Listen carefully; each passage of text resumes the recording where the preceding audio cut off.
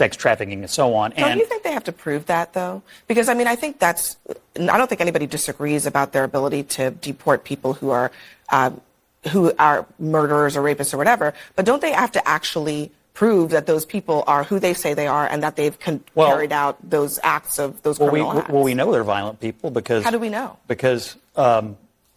because their records have already been pulled. I mean, these people were violent. I think that the court, from where they came from, and now they're here illegally. So one of the things that happened in court who today, they are. Well, that's what I'm saying. Have one they of the even things given that us their happened identity?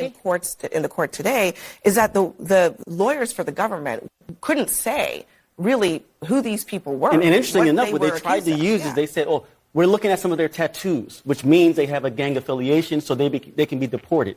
It's a slippery slope that we don't want to open up. But they're illegal immigrants, that's why we have right? a process for everything. But they're illegal immigrants, yes? So well, actually, again, we don't know the state of affairs. They're saying they're bad people, so they can get out of here. It would be fine if we knew that, but we don't know. The quotas is all fun until the rabbit has the gun, right? What if somebody turns that on one of us or anybody we're citizens. else? They're not citizens. But there's people who are here. The state of affairs in America is one that citizens are being stopped and questioned. I met with a U.S. citizen who was stopped at a subway station, questioned by ICE, detained for 3 hours.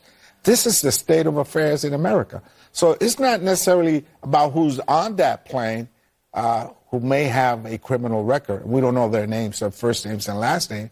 But it is really about those that are not on the plane that could find themselves one day on a plane. You all are conflating different groups of people. U.S. citizens are different than non-citizens, and people here under certain status are much different than people who came here illegally, particularly if you came here illegally and you were violent where you came from. And I think the Trump administration, frankly, has a political and maybe even a legal mandate to exit from the country violent, illegal aliens who are in this country. So, a few things. First of all, Trump is the distractor in chief. So it benefits him.